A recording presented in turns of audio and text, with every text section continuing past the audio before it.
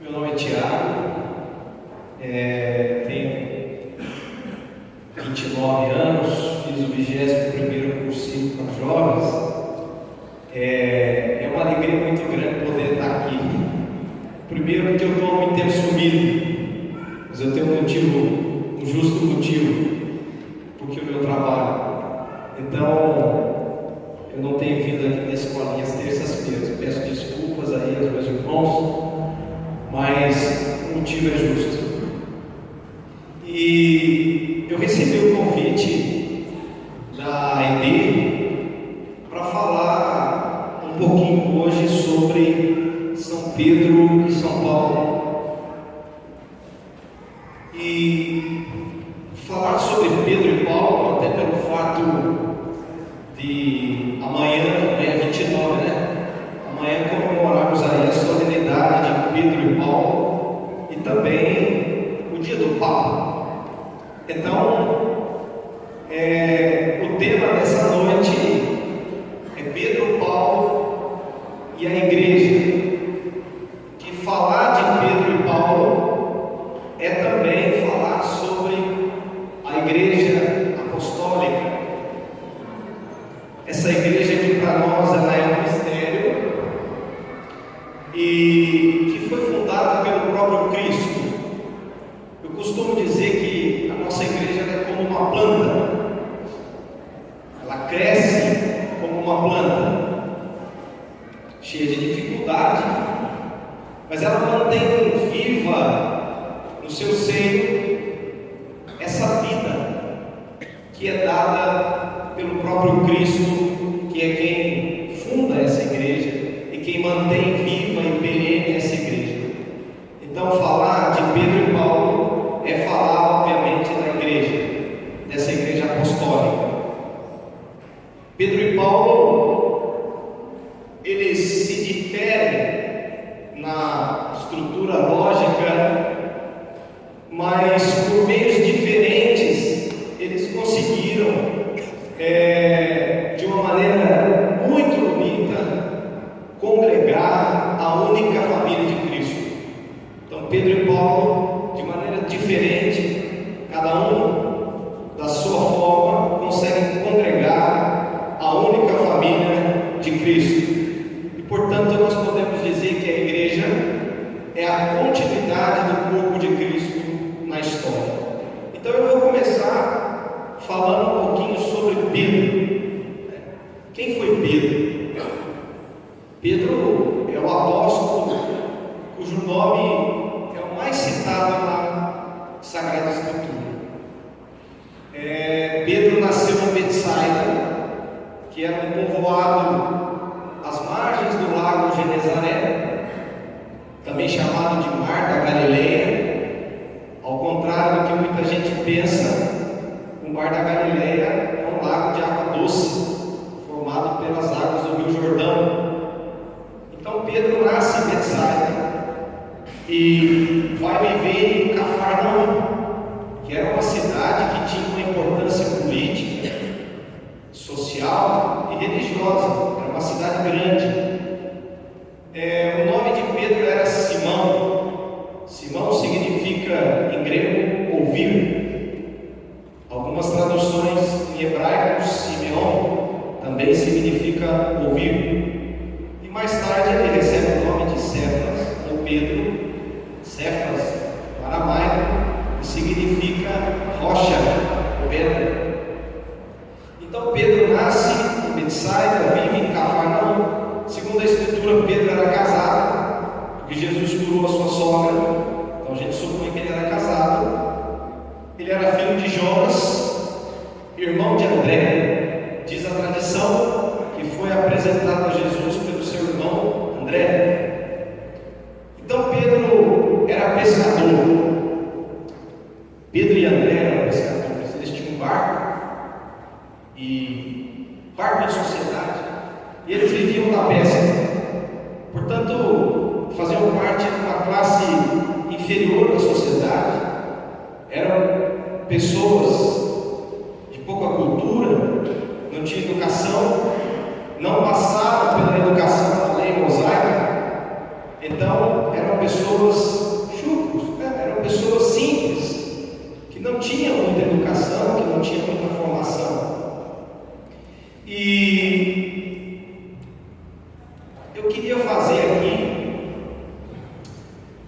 trazendo um pouquinho para a nossa realidade, a intenção de Jesus quando escolhe Pedro, André e todos os outros discípulos, mas quando ele escolhe principalmente Pedro e André, que eram pescadores, todos os outros tinham profissões que não faziam parte da elite. Então, Jesus queria dizer alguma coisa para nós. Então, eu vou tentar trazer, à luz dos nossos dias aqui, qual era a ideia de Jesus ao escolher dois pescadores, em especial Pedro. Jesus escolheu pescadores e não pensadores. Por quê? O primeiro motivo que eu imagino é que os pescadores são ativos. Você nunca viu um pescador parado. Um pescador, ele está sempre, ou ele está pescando, ou ele está arrumando o barco, ou ele está remendando a rede, ou ele está vendendo o seu peixe. O pescador não está acomodado. E então, que nós possamos pedir nessa noite, pela intercessão de São Pedro, para que Deus nos livre do crime da apatia e da comodidade. Deus não gosta de cristão acomodado. Deus não gosta de gente que não tem vontade. Então a gente precisa, nessa noite, pedir a Deus a graça de ser cristãos ativos. O segundo ponto que me traz a ideia de que Jesus tem escolhido um pescador é a paciência. Paciência é a gente saber esperar. E o pescador sabe esperar. Ele lança o seu anzol, ele lança a rede e não é imediato, ele tem que esperar. Então, que nós possamos também nessa noite, pela intercessão de São Pedro, pedir a graça da paciência, saber esperar as coisas, cada coisa no seu tempo certo. Às vezes, pequenos intervalos de tempo são traduzidos em grandes conquistas. Então, que nós possamos pedir a graça da paciência, seria a segunda virtude dos pescadores. A terceira, a coragem. A coragem é algo muito nítido nos pescadores, porque o pescador ele sai de noite no seu barco, e antigamente o barco não tinha GPS, não tinha aqueles mecanismos de navegação, tecnologia, né?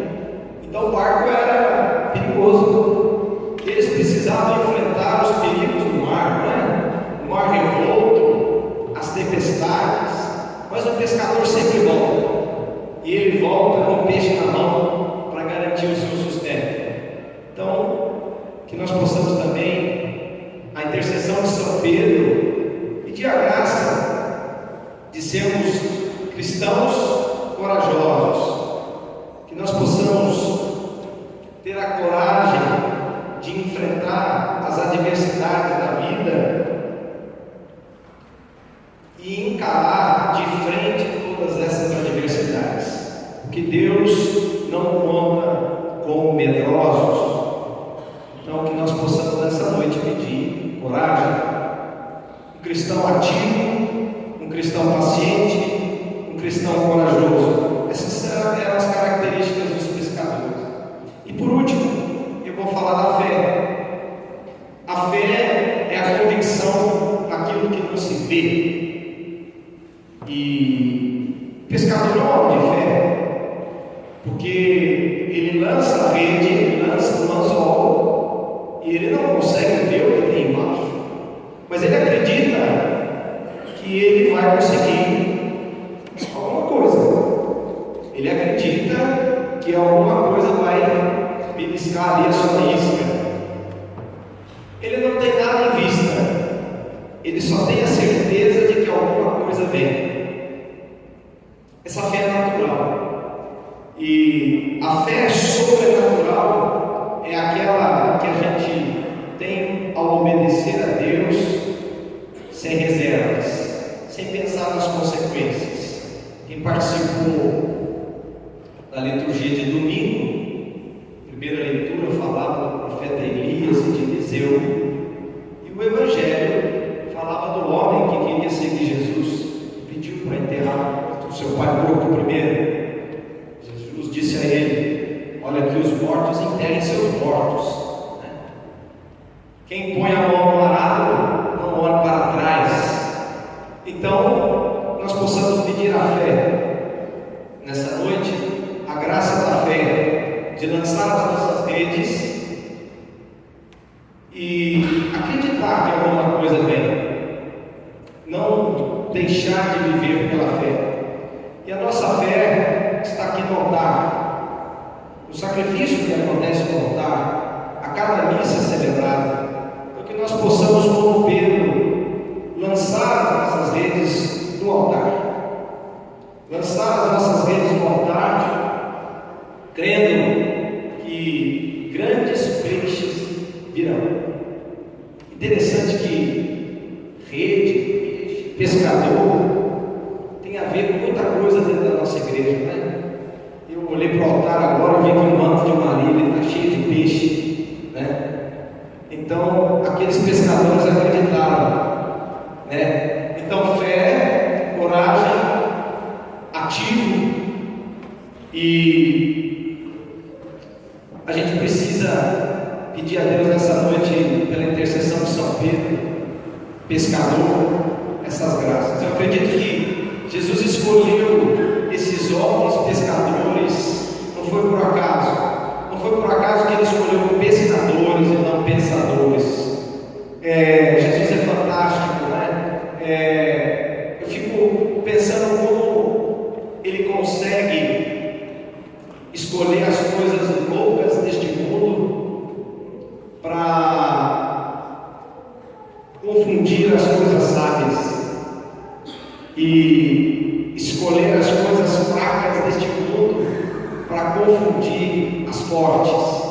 E interessante é que os estudiosos hoje, os doutores, os filósofos, teólogos, eles se apoiam e dedicam, entregam a sua vida para estudar os textos, para estudar as epístolas, para estudar os livros que foram escritos por pescadores sem nenhuma instrução. Portanto, é interessante notar que não tem outra forma de isso ter acontecido se não fosse pela ação do Espírito Santo sobre cada um daqueles pescadores, né? Pessoas que saíram da mais simples e rudimentar parte da sociedade para então escrever uma das obras de literatura dentro da literatura religiosa, uma das mais belas. Eu diria que de toda a literatura, a mais bela é o Sermão da Montanha, mas as cartas de Pedro, elas são também muito fantásticas. E o livro de Atos dos Apóstolos, apesar de não ter sido escrito por Pedro, ele traz uma boa parte dessa igreja nascente que começa em Pedro. É um livro fantástico para poder preparar essa mensagem.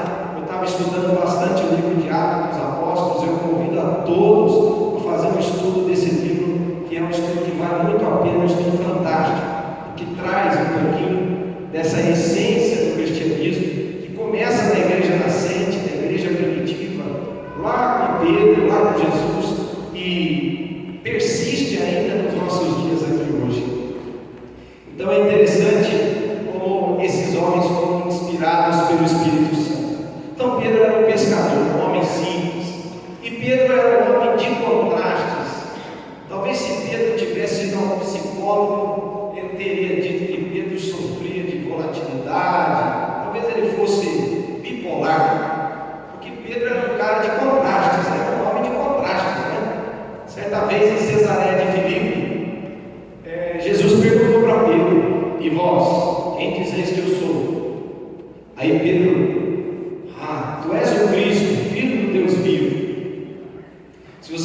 na leitura, alguns capítulos à frente, versículos à frente, Jesus começa a contar a Pedro que ele vai ter que passar por toda aquela situação de Jerusalém, vai morrer, a morte em cima de cruz. Ei, Pedro, Deus livre o Senhor disso, né? Tomara que isso não aconteça. Ei, Jesus repreende Pedro severamente, afasta de Satanás, não sabe o que está dizendo. Então Pedro era um homem de contrastes. Quando no cenáculo, no lava-pés, Pedro diz para Jesus: tu nunca me lavarás os pés. A gente conhece bem essa frase, né? E lá, quando Jesus insiste um pouquinho, Pedro diz: Senhor, não me lava apenas os pés, mas também as mãos e a cabeça. Então nós vemos que Pedro era um cara volátil demais, né? E também lá na última noite de Pedro com Jesus, Pedro diz assim, deixa eu pegar aqui na Bíblia, diz assim, ainda que todos se escandalizem, eu jamais. Aí passa algumas horas e ele nega Jesus por 3 vezes, né? Dizem os historiadores que foi por ele ter curado a sua sogra. Mas Pedro, então, ele tem esse comportamento volátil, de contrastes, né? Pedro, isso causou muita dificuldade. Acho que colocou Pedro em muita situação embaraçosa. Mas ele estava sendo moldado. Pedro estava sendo moldado pelo Espírito Santo para se tornar um verdadeiro homem rocha, para se tornar um verdadeiro evangelizador, para se tornar um verdadeiro líder daquela igreja nascente, daquela igreja que estava sendo constituída naquele momento. Então é bacana ver como Jesus, cheio de autoridade, ele entrega a Pedro a sua igreja, ele funda a igreja católica a partir de Pedro. Quando lá no Evangelho de Mateus, ele diz assim: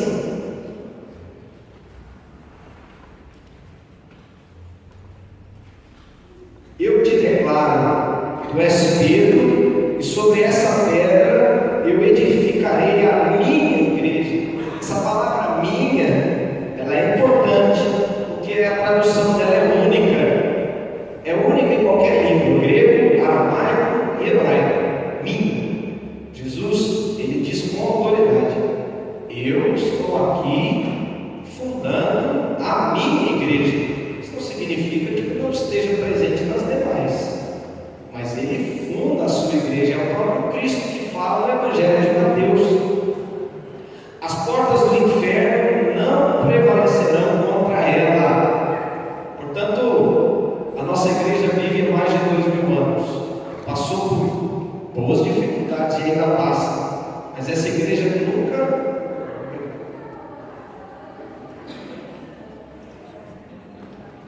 vai acabar. Ela nunca vai acabar porque ela foi fundada pelo próprio Cristo, e ele mesmo falou que as portas do inferno jamais prevalecerão sobre ela. E a frase continua: eu te darei as chaves do reino dos céus, tudo que ligares na terra será ligado no céu, e tudo que desligares na terra será desligado no céu. Jesus dá autoridade a Pedro. Essa frase que Jesus diz: tudo que ligares na terra será ligado no céu, tudo que desligares na terra desligado no céu, já era uma profecia de Isaías. Isaías falou: eu te dou a chave da casa de Davi, né? Tudo que fechares na terra será fechado no céu, tudo que abrires será aberto. Então essa profecia se concretiza na palavra de Jesus a Pedro. Ele dá autoridade a Pedro, e aqui se instaura a nossa igreja, se instala ali em Pedro a pedra fundamental da igreja, o sustentáculo maior da igreja, e é através dele que a nossa igreja cresce, é através dele, do testemunho dele de tantos outros, que a igreja cresce e se difunde, porque verdadeiramente é a igreja de Cristo, fundada por Cristo. Portanto, a gente pode também seguir a lógica de que as portas do inferno não prevalecerão contra a igreja e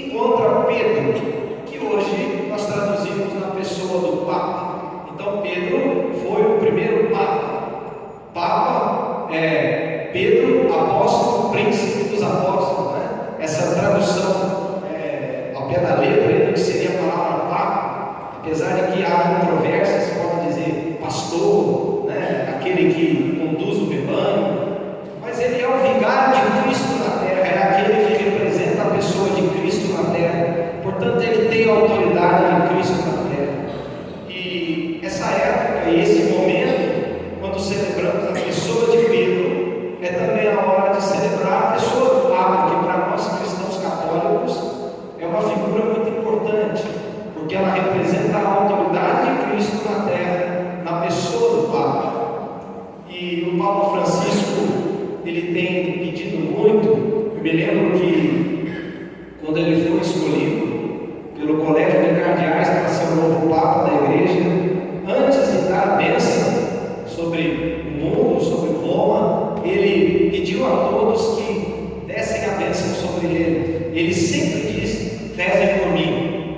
Então, que nesse dia, amanhã, que nós possamos rezar por São Pedro, pedindo a intercessão de São Pedro para que continue à frente da Igreja de Cristo, intercedendo pela Igreja de Cristo, e que possamos também rezar pelo Papa, ele que essa pessoa que está mostrando os verdadeiros valores cristãos, ou resgatando esses verdadeiros valores cristãos na vida da Igreja.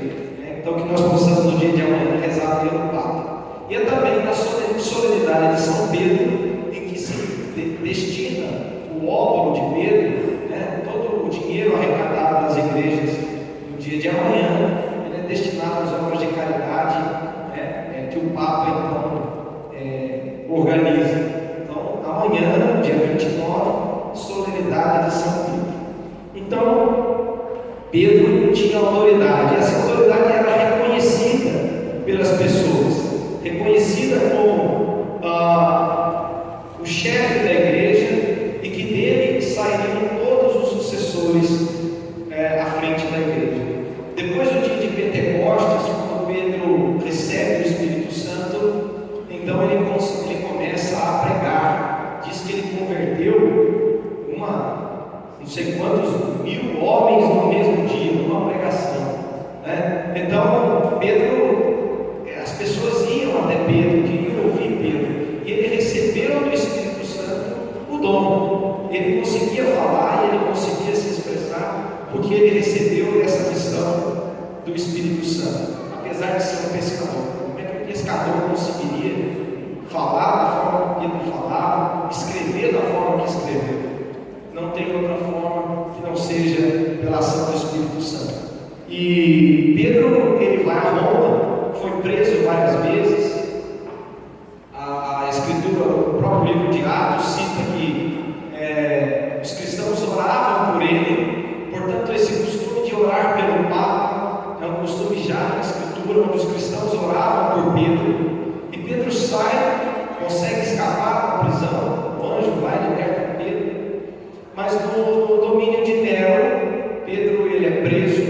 Então ele sela o seu apostolado como um martírio. Pedro morre na cruz, e ele pede para não morrer como Jesus, como seu mestre. Então a tradição diz que Pedro morre de cabeça para baixo, crucificado de cabeça para baixo. Existe a tradição da igreja que diz que Pedro resolveu fugir de Roma. Os cristãos arrumaram o jeito de Pedro fugir da perseguição de Nero. Então diz que Pedro estava andando pela Via Ápia e ele dá de cara com Jesus. Jesus pergunta para Pedro pergunta a Jesus: "Covades, Dobre, onde vai, Senhor?" Jesus responde para ele: "Eu estou voltando para Roma para ser crucificado, porque eu confiei a minha igreja para você e você está fugindo." Então Pedro volta, entende o recado e foi crucificado em Roma. Diz a tradição que Pedro foi crucificado na colina do Vaticano, e portanto é lá onde ele está hoje. Os seus restos mortais estão lá na Basílica de São Pedro. Inclusive lá existe uma inscrição: Pedro está aqui, uma vela que nunca se apaga. Então Pedro está lá, ele que é a rocha, a pedra fundamental da igreja. A igreja hoje que está simbólica teoricamente construída sobre Pedro, né? Mas que na realidade também foi construída nessa rocha forte, onde Jesus confiou a sua igreja e que hoje caminha na pessoa do Papa. Então essa é a vida de Pedro. Pedro escreveu 2 epístolas, 2 cartas. A tradição diz que talvez tenha sido ele quem deu a base para que São Marcos escrevesse o seu evangelho. E se comemora a data do seu martírio, dia 29 de julho. Então essa é a história de São Pedro. Eu vou encurtar um pouquinho a história de São Paulo. São Paulo era hebreu, apesar disso tinha cidadania romana, vinha de uma família abastada, uma família de influência política, uma família de muitas posses, teve uma educação fiel à lei mosaica, e o nome dele era Saulo. No ato da circuncisão, ele foi chamado de Saulo, e teve uma educação muito forte em Jerusalém. O livro de Atos dos Apóstolos diz que ele foi educado por um dos maiores rabinos da história, chamava-se Gamaliel. O livro de Atos, inclusive, cita o nome. Então, Paulo tinha grande influência, tinha boa formação, e ele empreitou a sua vida na perseguição aos cristãos. E aparece também na história como presidente do apedrejamento do diácono Estevão, um dos primeiros mártires da Igreja Católica. Então Paulo, ele assiste ao apedrejamento de Estevão, e não sente nenhum remorso, não sente nada de nenhum constrangimento, até porque considerava que o catolicismo nascente, os cristãos, aquilo era uma seita, e ele entendia que os cristãos representavam um perigo, não só à religião, mas também um perigo ao Estado. Então Paulo empreende a sua vida em perseguir os cristãos, e era o caminho de Damasco, no deserto da Galileia, e ele, junto com os seus acompanhantes a cavalo, diz a Bíblia que fazia um calor tremendo, que o sol estava no zênite, então já passava do meio-dia. Eu imagino eles a cavalo, pesado, suando, calor danado. E Paulo tem, então Saulo tem uma visão, um clarão de luz ofusca a sua visão, ele cai do cavalo, então eles vão até Damasco.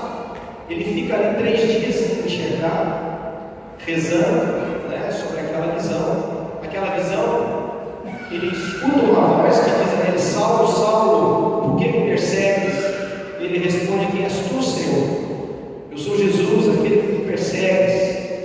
Então, em Damasco ele fica ali 3 dias sem comer, sem beber. E aí ele se encontra com Ananias, guiado pelo Espírito Santo. Ele professa sua fé, é batizado e se retira por 3 anos no deserto da Arábia. Mais uma vez, repetido, a necessidade às vezes do tempo. E quando ele retorna, ele começa a pregar na sinagoga, dizendo que Jesus Cristo é de fato o Filho de Deus, Jesus é o Cristo. Então as pessoas se assustam, porque Paulo passa de um grande perseguidor, um homem que empreendeu a sua vida em perseguir os cristãos, para um pregador da boa nova.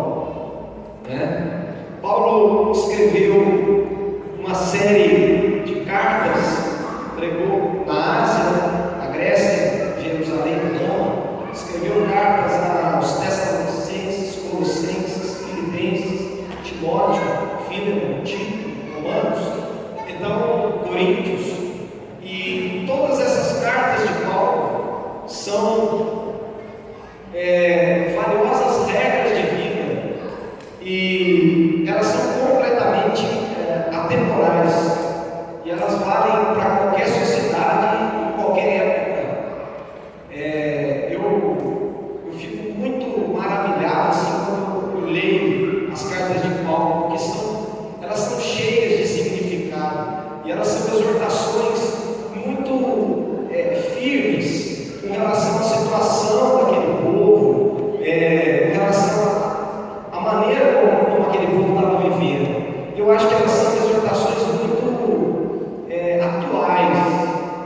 a gente pegar o mundo, o contexto que nós vivemos de mundo hoje, o contexto do Brasil hoje, essas exortações de Paulo, elas são de fato atemporais, elas são bastante vivas no momento que nós estamos vivendo agora.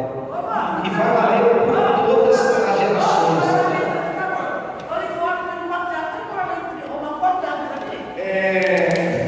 Deus abençoe.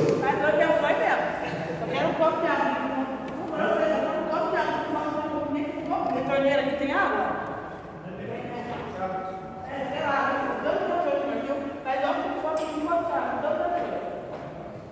Então, Paulo é uma figura muito interessante, porque ele foi um grande evangelizador, né? Paulo foi um homem que empregou a sua vida em evangelizar.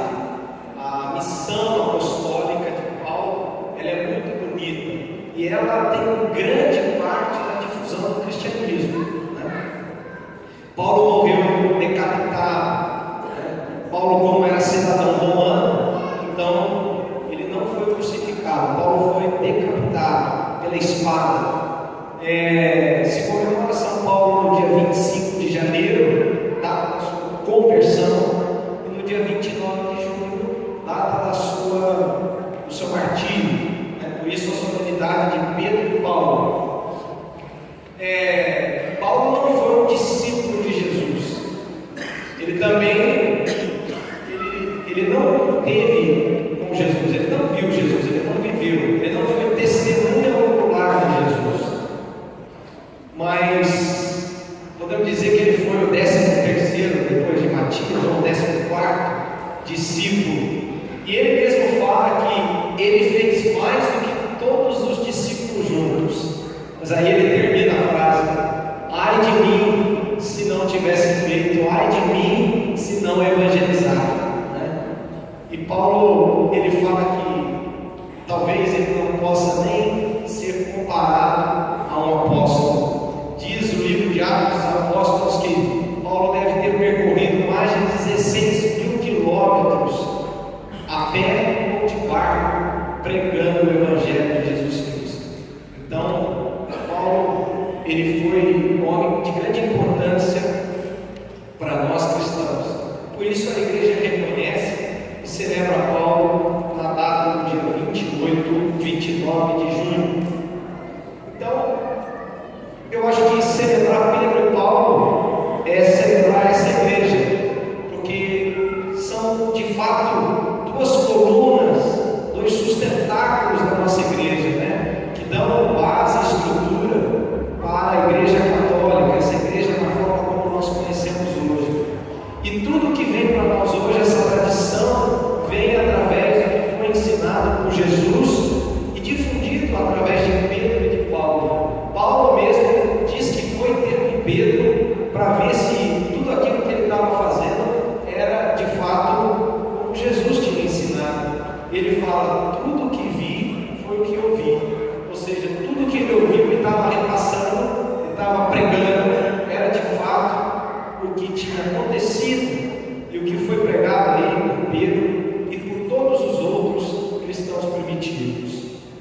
Então, que nós possamos pedir nessa noite de hoje a graça de ser discípulos de Jesus, como Pedro, como Paulo, como Matias, como Tiago, como André, né? Paulo, chamado discípulo dos gentios, ou apóstolo dos gentios, porque pregou nos países gentílicos, e Pedro, o apóstolo dos judeus. Se a gente, dois apóstolos, se a gente puder levar essa missão de ser discípulos, de conhecer Jesus, de amar Jesus e amar como Jesus, então nós temos aqui a nossa missão, né? De uma vez discípulos, então passar para o apostolado, porque o discipulado é aquele que, tradução seria aluno, né? Então, a partir do momento que a gente aprende, é preciso então seguir em missão. Esse é o verdadeiro apostolado. A nossa igreja é una, porque ela é única, ela é única, criada por Jesus Cristo na estrutura porque ela foi criada por Deus, o próprio Cristo.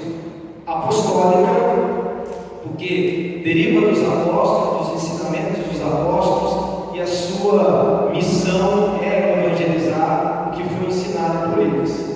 E católica, porque é universal, então, una, santa, católica e apostólica. Essa é a nossa igreja. É compartilhar aquilo que nós recebemos. Que nós possamos guardar muito bem as palavras de Cristo. Ide. Ele sempre usava esse termo. Ide e evangelizai. Ide e pregai o evangelho. Ide e levai a boa nova. Então, que seja essa a expressão mais marcante dessa noite. Que a gente possa sair daqui com essa missão de ir ao encontro dos mais necessitados, ir ao encontro do outro, ir ao encontro daquele que precisa de nós e que precisa ouvir a boa nova de Jesus Cristo. Pode parecer um pouco, mas são muitas as pessoas que ainda não ouviram falar de Jesus Cristo, o verdadeiro Jesus Cristo, aquele que ama incondicionalmente, aquele que perdoa e aquele que vive, né? Interessante notar que Pedro e Paulo, eles também não levavam leis e eles não levavam normas, mas a única bandeira que eles levantavam no mais alto mastro era a bandeira de Jesus Cristo, morto, ressuscitado e vivo. Porque as normas e regras são importantes, mas muitas vezes são elas que afastam as pessoas de um Cristo que é acolhedor e que não impôs norma nem regra nenhuma. Ele simplesmente disse: a minha regra é o amor, a minha maior norma é o amor. Então Pedro e Paulo não saíram lá, né? Naquela época da igreja primitiva não tinha concílio, não tinha congregação para a doutrina da fé, né? Não tinha nada disso. A única coisa que tinha eram pessoas querendo fazer a boa nova de Jesus valer, querendo difundir a boa nova de Jesus, o amor.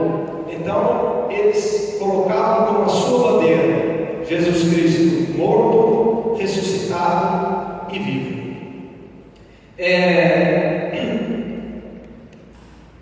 Eu costumo dizer que a pedagogia de Jesus é a pedagogia do caminho.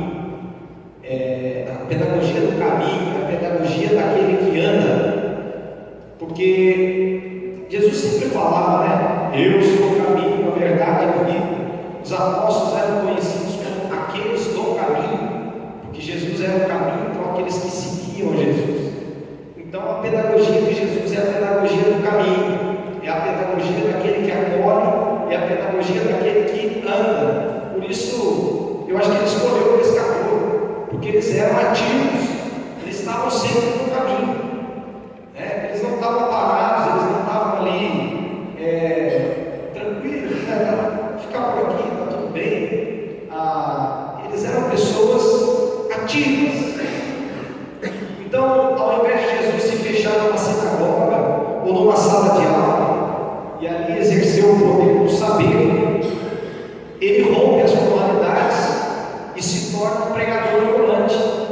Foi o que fez Pedro e foi o que fez Paulo. Então eles seguiram o exemplo de Cristo, e essa pedagogia se torna a melhor maneira de levar Cristo às pessoas. Jesus vai ao encontro das pessoas, né? E ele estabelece com homens e mulheres, jovens e crianças, um diálogo acolhedor. E isso faz com que as pessoas revejem o seu modo de viver, né? Porque muitas vezes a gente se pergunta assim, mas por que aquelas pessoas largaram tudo? Por que tinha tanta gente naquele lugar que largava tudo, largava a família, largava trabalho e seguiam Jesus? Simplesmente seguiam. Eles não sabiam o que eles iam comer, eles não sabiam onde eles iam dormir. Até que Jesus se preocupou várias vezes com isso. Mas ele fala: fica tranquilo, O meu Pai que está no céu é nojento. Isso sempre aconteceu, né? Então ninguém passou fome, a Escritura não fala disso, que as pessoas que seguiam Jesus passavam fome, passavam frio ou morriam, não. A Escritura fala que eles sempre foram atendidos pelos desígnios do Senhor.